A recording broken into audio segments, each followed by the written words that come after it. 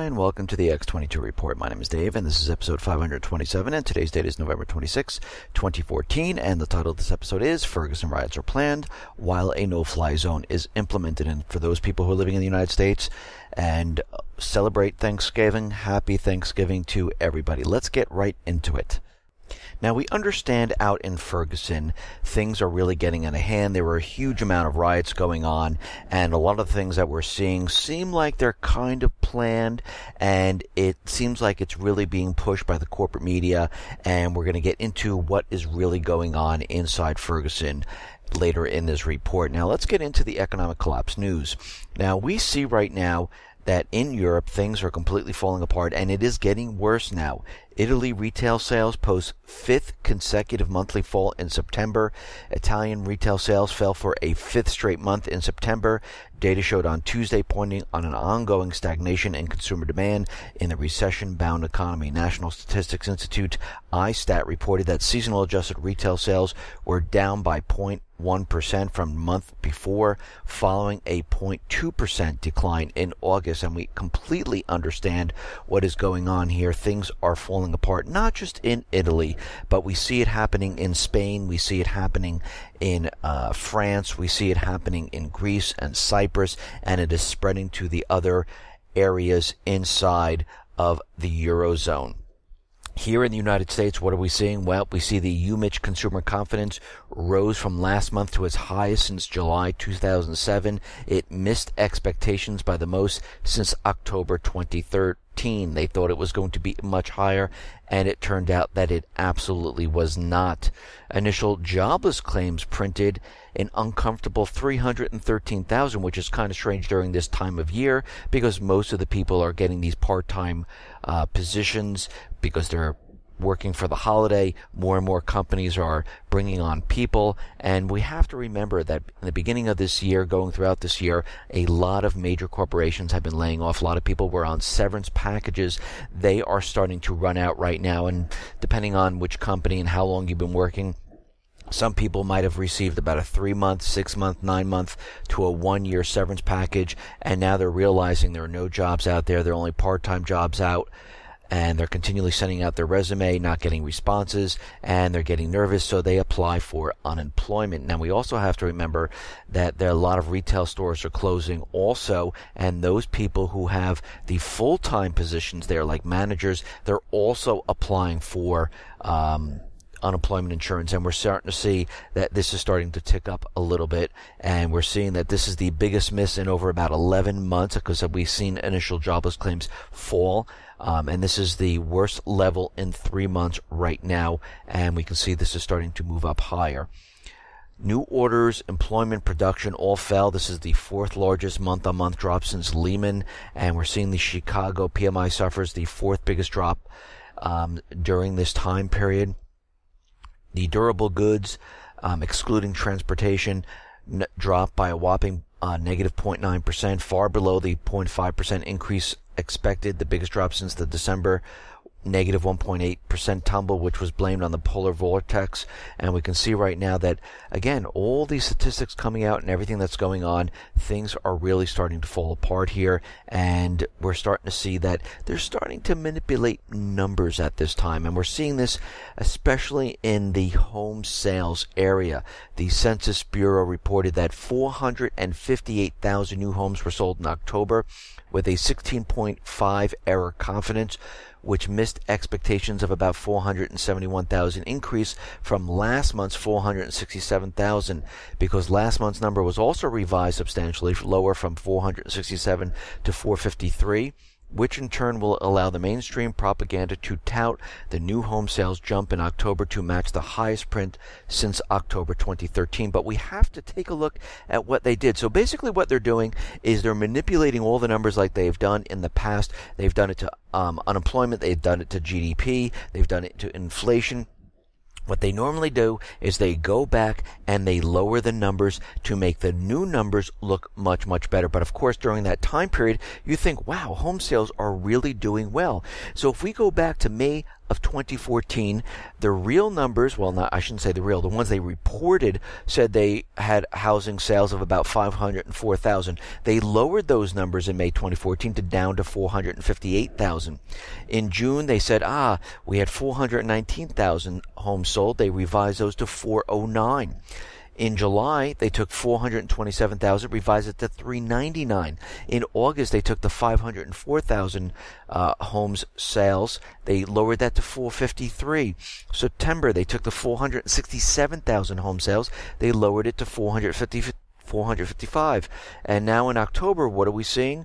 Well, we're seeing that the sales came in at 458, which is an increase from September of 455. And they're saying, wow, home sales are doing better. But we have to remember, the original home sales were at 467. So what they're doing is they're completely manipulating the numbers because they realize real estate is falling apart. And when we look at what has been going on with mortgage applications declining, refinancing declining, and now we're seeing home sales actually declining, but they're out there pushing and letting everyone know that home sales are doing much better than they've ever done, and that is really not the case whatsoever. Now, we understand the stock market is continually being pushed up, and they're continually telling everyone that, hey, everything is fine. Don't worry about it. Look, the gold price is continually falling. And we actually saw an uptick for some reason. There must have been some type of glitch where gold went up to 1,400 and then it was pushed right back down again. So something must have gone wrong.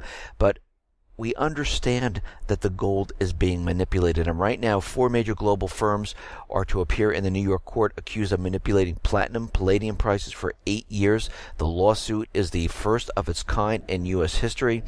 Those accused, including units of Goldman Sachs, the world's biggest global investment bank, HSBC Holdings, Europe's largest bank by market value, the metals unit BASF, the world's largest chemical company, and Standard Bank Group from South Africa, the world's largest producer of platinum and second largest producer of palladium after Russia.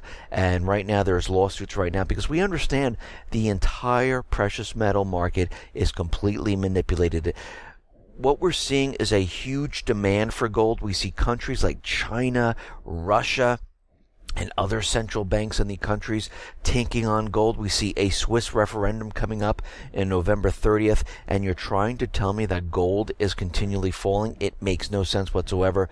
But of course, this is what they want us to believe, and it makes no sense that gold would fall while other countries are continually adding, and there's a shortage of silver dollars, there's a shortage of gold, and people are trying to get this, and I'm not talking about the little tiny pieces of gold. I'm talking the big bars. We see the central banks here in the United States taking the gold from Ukraine and other areas because other countries are looking to take back their gold. And we can see everything is being planned out for this major, major collapse. And this is why they're continually pushing down the gold prices because they don't want anyone to realize what is really going on. Now, in Europe, just like we reported in the beginning, everything is starting to fall apart, and the EU Commission President Jean-Claude Juncker has unveiled a $390 billion investment plan to stave off recession and jumpstart the sluggish European economy. Basically, they're throwing money at it, just like the United States is continually printing money or creating money out of the Fed, and they haven't stopped doing this, even though they're trying to convince us that QE has stopped, but we know better. It has not stopped whatsoever. The European Commission plan will make billions of euros available for the investment project throughout the 28-nation bloc, with a heavy emphasis on financing for infrastructure, small businesses, education, youth employment, and telecoms. And of course, this is what they tell you that it's going to be used for, and as we know, it's going to be used to prop up everything else, and none of this money will see the light of day in any aspect of these countries. We'll still continue to see austerity, and this will not help the people whatsoever, just like it has not helped the people here in the United States. Now, as we know, Russia, China, they are going around the world. They are making deals with pretty much every nation they possibly can. Russia right now, their Gazprom, their oil arm, decided to join with the Vietnamese energy company Petro-Vietnam to jointly develop Russia's Arctic offshore oil and gas in Siberia, as well as supply the country's ESPO blend crude to Vietnam. Russia and Vietnam also agreed to boost bilateral trade to $10 billion by 2020. In 2013, trade turnover between Russia and Vietnam grew to 8.5% to $4 billion. Now we can see right now that basically Russia and China, they are continually making deals, and again, what is the United States central bankers doing? They are provoking war. They're pushing war. They're maneuvering military assets to Eastern Europe, to the Pacific, to the Middle East, and to Africa, because they are preparing for war. The United States is putting a huge amount of pressure on Chinese and Arab banks to not do business with Russia. The U.S. is putting pressure on Chinese and Arab banks, forbidding them to work with Russia-sanctioned companies. We have information on Arab countries. China and other U.S. officials gather the heads of banks and say, we will punish everyone who is under Russian sanctions. And we can see right now that they cannot do business with Russia, and they're continually provoking Russia. They are not going to stop this. They're going to continue with this, and now they're putting pressure on other countries who are doing business with Russia. And of course, as you can see, it's China and the Arab nations like Saudi Arabia, Qatar, and all these nations who have been making deals with Russia. They want this to stop completely, and this is why they're putting so much pressure on them right now. Russia and Turkey, they are agreeing to boost payments in national currencies. Russia and Turkey are set to work on increasing payments between the countries in their national currencies. And we see this going on quite a bit right now, where Russia and China are maneuvering to do business with many, many nations to completely bypass the dollar and use their own currencies. Because what are they preparing for? They're preparing to do away with the U.S. dollar. They don't want to deal with it anymore. They understand that it is dying. They understand that war is coming, and they're realizing that they're trying to separate themselves completely from the Western nations. Now, we understand Obama has pretty much created the executive order giving all the illegals amnesty. And basically what he's doing, he's telling that all the border patrols, DHS, and all these different agencies that report to the executive branch not to deport these illegals. So once they come over the border, hands off, we're not deporting them. That doesn't mean they become citizens. That means they're just not going and deporting them. The only place and only area of the government that can create a law to say, yes, all these people do have complete amnesty, all these people can become citizens, they are now legal, is Congress, and Congress has to vote on this. All this executive order is doing is telling the various agencies, hands off, do not deport them at this time. And this is why Obama is pushing Congress right now to follow up and follow his lead with the executive order. And of course, we understand there's an agenda here, and we understand what the agenda is. The agenda is basically to get all these illegals work permits, which they are doing, to have them work, to go into the low-paying jobs, then eventually get onto Obamacare. And of course, they're not going to make enough money to pay for the high premiums. So what are they going to do? They're going to get subsidized from the government, and the government is going to subsidize them, and these numbers are going to be boosted up. The insurance companies are going to be happy. The government, and through everyone else's taxes, will be paying for all these people. And we can see right now the Health and Human Services Secretary Sylvia Burrell recently told a group of Latino bloggers in an online chat that the Obama administration wants to make Obamacare available to all illegal aliens right now. And basically we understand why this is happening. We realize that they're trying to push this, and we have to remember that we're going to bring them into student loans to continually push the bubble and inflate it even further. These people then will be able to get car loans. Millions of people, think about it. Doesn't matter if you have any credit, no credit. This is why the subprime market is completely open. The subprime market will be completely open for housing. So all these people will be able to get all of this and keep the debt structure continually going and pushing these bubbles bigger and bigger and bigger. And more illegals will be coming over the border, and this cycle will continue. Now, out in Ferguson, we understand right now that there are riots going on. Of course, we understand there was no indictment brought to the police officer who shot Michael Brown. And right now, it seems that there's 2 FBI agents that were shot in Ferguson. But this seems to be that it has nothing to do with what was going on. The FBI confirmed on Wednesday that the 2 of its agents were shot in St. Louis on Wednesday. And they stated that the incident was not related to the protest in Ferguson whatsoever. Now, it seems that the governor in Ferguson right now, Jay Nixon, he announced that he would dispatch about 2,200 National Guard troops, up from 700 on Monday night, because we can see that things are starting to get worse as time goes on. And we can see right now that Jay Nixon says that the 2,200 National Guardsmen will be in place in the region near Ferguson on Tuesday night in the event of more violence.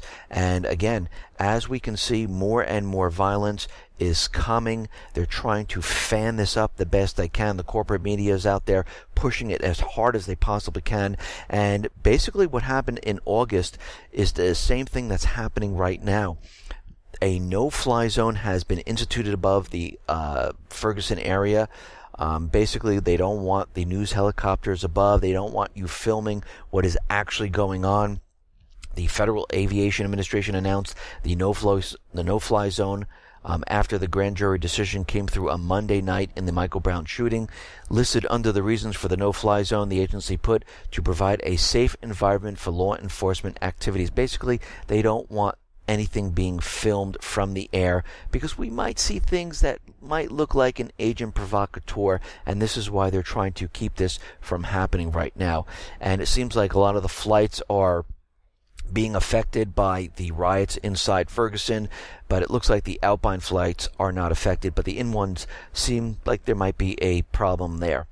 Now, Ferguson protests have spread across the U.S., and like we said before, they are definitely doing this to completely push the agenda. In New York City, thousands of people marched for a second night in Manhattan, gathering in Union Square before splitting up into several smaller groups, chanting "No justice, no peace." In Philadelphia, hundreds are marching. A rally in Minneapolis turned scary when a car struck protesters, and basically the women suffered minor injuries. I have this on the Sentinel alerts. We also see another video out there saying that this is all smoke and mirrors, that everything that's going on here is being ginned up for trying to get this thing completely started. In California, Los Angeles, protesters flooded the U.S. 101 freeway Tuesday night, carrying barricades that laid across lanes and bringing traffic to a halt. In Boston, protesters marched past a correctional facility where inmates taped Brown's name on a window in solidarity with the marchers outside. In Portland, Oregon, a rally drew about 1,000 people who listened to speeches, then marched through downtown. In Seattle, hundreds of students walked out of a high school classes and rallied at the University of Washington and marched to the downtown federal courthouse. Demonstrations in Washington, D.C. and Albuquerque, New Mexico also blocked traffic at times, but were generally peaceful. In Cleveland, 700 people marched down an exit ramp and temporarily blocked rush hour traffic on a busy freeway. And you can see right now they're continually pushing this as hard as they possibly can all across the country, and we have to keep our eyes peeled on these agent provocateurs.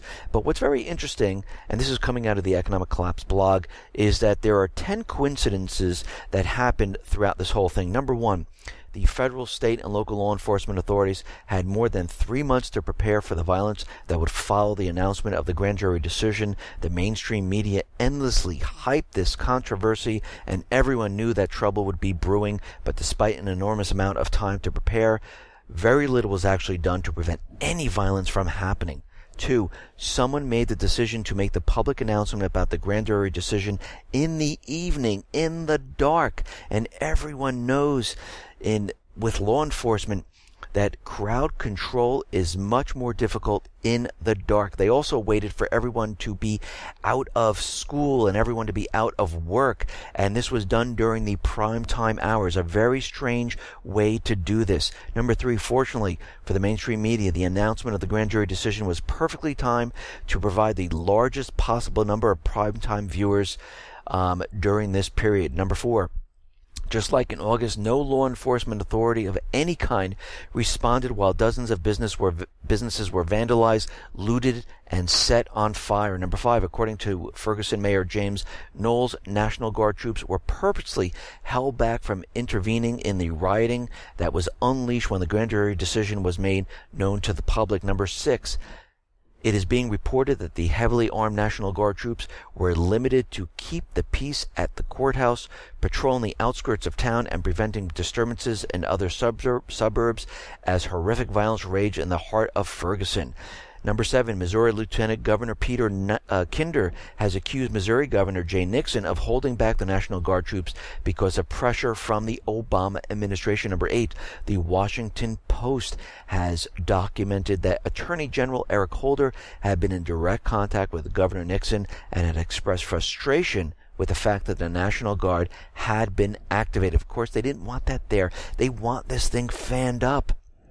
Number 9, firefighters in Ferguson did not immediately respond to calls to put out the multiple fires were set by protesters. As a result, many businesses were burned to the ground. Number 10, in the worst of the war zones, journalists with cameras, microphones were crawling all over the place, and there were no police to be found because they're trying to fan this up the best they possibly can, and they're trying to push this agenda as hard as they possibly can. Now, very interestingly, as we know with the IRS, the emails completely go missing. They can't find them. And again, anyone that's been in the tech industry realizes these emails are backed up on servers. They're backed up on tape. They're sent out to pretty much Iron Mountain or any other type of storage area where they're held in an area for a very long time. But it seems like the Central Intelligence Agencies and the Department of Homeland Security, they want to pretty much get rid of all their archived emails, and they want them destroyed. Very interesting how they want this all being done, because they're very, very nervous, and they understand that we don't want people going back in time looking at our emails, what we've been doing. So they're making the decision to destroy pretty much all their emails, and this cannot be done. These emails need to be saved so we can go back in time and take a look at all the fraud and at all the things they planned on the American people. Now, as we discussed previously, we understand that Afghanistan, the troops will be staying there. The United States government central bankers are not going to get rid of Afghanistan. They're not going to remove the troops. They're not going to let the Chinese and the Russians have it. This is in a strategic area. There's lithium, there's copper, there's oil, there's poppies to pay for their covert operations across the globe by selling it as opium. And we understand right now they're increasing the amount of operations inside Afghanistan. The United States is preparing to increase the number of troops it keeps in Afghanistan in 2015 because they're saying, oh, NATO's leaving and we need to bring more troops in there to take up the slack. And they're saying, well, we might bring in another 1,000 troops or leave 1,000 extra troops in Afghanistan. And as we know, this is always going to be the low number. They're going to continually bring in more and more troops. They're not going to let the people go. And we can see this is going to build up over time, and they're going to bring in more and more troops as time goes on. And as we know, in Ukraine, things are really starting to heat up. They're building the propaganda. They're provoking Russia as much as they possibly can. NATO's commander in Europe is meeting with Ukrainian leader in Kiev. We understand that Joe Biden already met there, and this has happened before. Back when Ukraine started the anti-terrorism forces, Biden came in there, Kerry came in there, NATO was in there directing, the FBI was in there helping out, the CIA was in there, and we're seeing the same thing occur right now. They're all having their meetings. They're all talking about the plan of attack. And we can see right now, this is exactly what's going on. The commander-in-chief of the allied NATO forces in Europe, General Philip Breedlove, has held meetings in Ukraine with Poroshenko and Yatsenyuk in Kiev on Wednesday. They discussed military technical cooperation and support for implementing the reform of Ukraine's defense sphere. So basically, they are making plans to push this war forward. NATO is out there, and they're saying Russia is ready for a Ukraine incursion. And like I said, they're going to create a false flag event to make it look like Russia and the southeastern people are doing something or attacking, and they're going to make it completely look like this. And this is called a false flag event. NATO's top commander says Russia still has enough troops stationed on Ukraine's border to mount a major incursion. We have to think back. What did the United States just do? They flew over Russia using the Open Sky Treaty. Russia said, listen, fly over. You have 96 hours. Fly across the border, along the Ukraine border. Take a look. Do we have troops there? And this is exactly what happened. But of course, NATO is out there pushing the propaganda. The United States stays completely silent. They just go along with it. And they're out there saying, yes, they have troops there. They even have troops inside. And of course, they have no satellite images. They have no photos. They have no video. They have absolutely no proof. U.S. General Philip Breedlove said Tuesday that a large number of Russian troops are also active inside Ukraine, training, advising, and ready to fight with the people in the southeastern region. Now, Russia is out there and they're saying, listen, we will not be drawn into any type of geopolitical conflict whatsoever. And they're going to, Putin is out there saying that Russia will resist any attempts to draw it into a geopolitical game or conflict, but will do everything to ensure its sovereignty and integrity. We are not threatening anyone, and we have no intentions to get involved into a geopolitical game, intrigue, let alone conflicts, no matter who tries to draw us into them and how hard they try. This is coming from Putin, and he understands exactly what is going on. He understands that the United States, the European nations, the central bankers are trying to draw Russia into doing something. They want the war to start. The economies of Europe completely falling apart. The United States is holding on by a thread. The illusion is getting harder to keep up, and they're trying to push this war as hard as they possibly can. Now, as we know, covertly, United States government, the EU, NATO have been bringing in weapons into the United States. Now, there are documents that were published and they were hacked, which indicate that Washington is ready to supply Ukraine with about 400 units of sniper rifles, 200 units of assault rifles, 720 hand grenade launchers, nearly 200 mortars, and more than 70,000 shells for them, 150 Stingers, and 420 anti-tank missiles. Now, these documents were hacked. They were published. They have not been confirmed yet, but we've seen this before where the government lies in what they're doing. They told us for years they were not giving the opposition any type of weapons whatsoever. They were always giving non-lethal aid. Actually, they didn't even admit to that until later on. And what we found out later, yes, they were supplying them with weapons. They were going through Saudi Arabia. They were going through Jordan, and they were being supplied. They continually say they were not training any of these people, and then we found out, yes, they were being trained in Jordan. And we can see right now, every time they tell us they're sending non-lethal or they're not sending any type of weapons, they totally are. And this is why the argument has been coming out saying that they're getting prepared to give Ukraine lethal weapons, because it's already being done. It's already been planned, and they're just going to go public with it later on once the war starts really heating up.